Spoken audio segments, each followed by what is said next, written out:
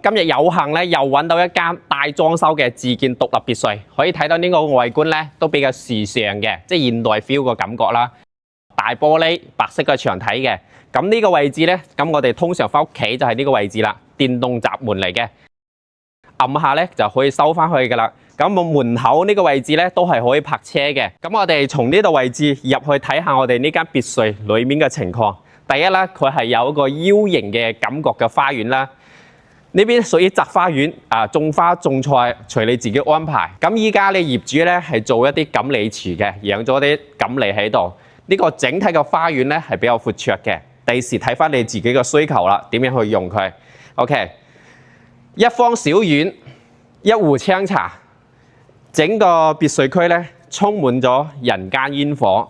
我覺得詩同遠方就可以從呢度開始，可以泊5、6架車，隨時都冇問題嘅。排下咁樣，呢度仲有前花園。前花園嘅話喺我哋客廳望出去咧，就屬於自己前花園啦。呢度咧有啲羅漢松啦，有啲樹木啦。咁業主咧為咗滿足一啲可以種花種菜嘅人群咧，預留咗一啲花園嘅實地俾大家滿足下一啲農田嘅生活。整體嚟講，呢間別墅嘅花園都已經足夠用㗎啦。呢個位置仲預留咗少少嘅宅花園。都係可以種菜種花嘅。我相信呢啲花園咧，通常一啲對植物有興趣嘅人咧就好舒服啦。種下啲小花啦、綠植啦。如果女士咧，大部分都比較中意種一啲肉多肉類型嘅植物擺喺度花園咧。種植之後咧，將間花園好似一啲童話般嘅夢幻世界。呢度台階上嚟之後咧，就屬於自己嘅客廳位置。咁呢個客廳嘅位置咧就餐客廳嘅，呢邊有飲茶嘅位置啦，呢邊有會客嘅位置啦，落地大玻璃啦。整體嚟講，採光又好，裝修風格又好，我相信都比較實現一啲現代人嘅一啲追求。上邊吊頂、新風系統嘅冷氣機全部做好晒㗎啦。咁每一寸空間咧，依家大概係咁樣佈置。咁後期你有需要嘅情況下咧，可以根據你情況自己去佈置呢個客廳。咁過嚟呢度咧就預留一個食飯嘅位置咧，即係我哋嘅餐廳位。打開啲窗戶咧，透光透氣都好舒服嘅。咁整體個感覺其實好舒服嘅。咁呢個別墅仲好貼心咁裝咗電梯嘅。第時我哋年紀大啦，或者唔想步行樓梯嘅時候，我哋就可以坐電梯上去到我哋2樓、3樓，即係休息區嘅位置。OK， 大致係咁樣呢個會客廳咁樣。如果有需要補充嘅，方便可以留言或者 WhatsApp 我哋。呢度就係我哋步梯上去嘅位置啦。做咗比較現代式嘅樓梯，玻璃啦、啲瓷磚啦貼得都係比較 OK 嘅。我睇咁多別墅裏面，即係自建式啦，其實呢間用材用料都算 OK。裏面有洗手間，我哋睇下呢個廚房超正，3、5個人一齊煮飯係冇問題嘅，好闊綽。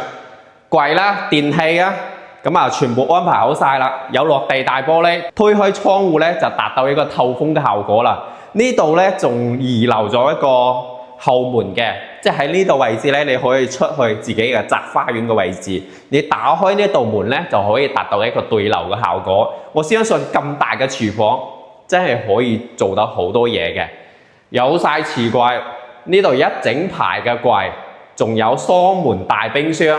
即係我哋日常睇咁多別墅裏面，呢間別墅真係做得好唔錯嘅。你睇有晒中斗台，第時你喺度煮飯嘅時候備菜啊，做西餐都可以。啲雙門大冰箱加上啲櫃係新卡卡嘅，可以達到一個拎包入住。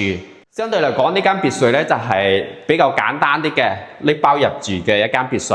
咁佢可以用到嘅面積咧有5000幾6000尺嘅，有花園、有天台露台嘅一個別墅啦，大裝修拎包入住，大家可以好放心咁樣。呢間別墅佢係有證嘅，證件齊全，地點咧屬於我哋中山西區嘅位置。咁當然我依家講呢個位置咧。一般如果我唔發定位俾你，一般係好難揾得到嘅。仲有價錢方面咧就500幾萬。咁經常我哋近排咧就收到一啲留言，有啲觀眾同我哋講，點點解又冇地址啊？又冇價錢啊？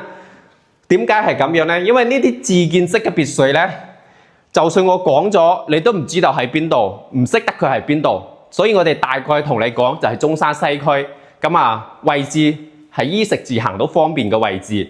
點解唔講價錢？因為呢啲係自建式嘅別墅咧，屬於對接業主嘅。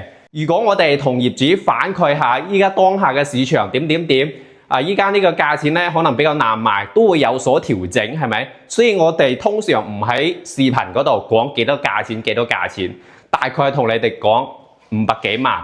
一有機會咧，到時可能500幾咧係好難講得定嘅。所以咧，我哋先睇樓啱嘅，睇啱我哋再傾。呢個係洗手間。出嚟嘅位置咧都有啲洗水盤嘅。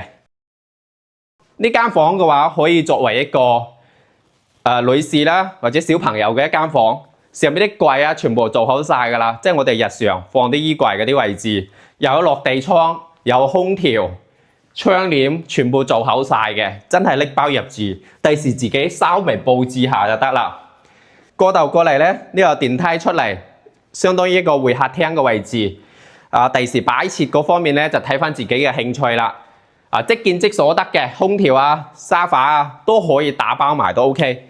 呢個係其中一間房，你可以作為一個長者房啦，或者子女嘅朋友房啦、客房啊都可以。上邊啲櫃全部做好晒嘅。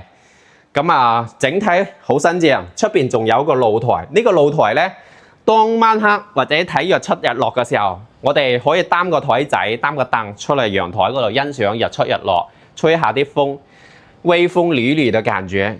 咁啊，裡面咧仲有個好大嘅洗手間，已經做好晒㗎啦。咁後期自己點樣用咧，就睇翻自己啦。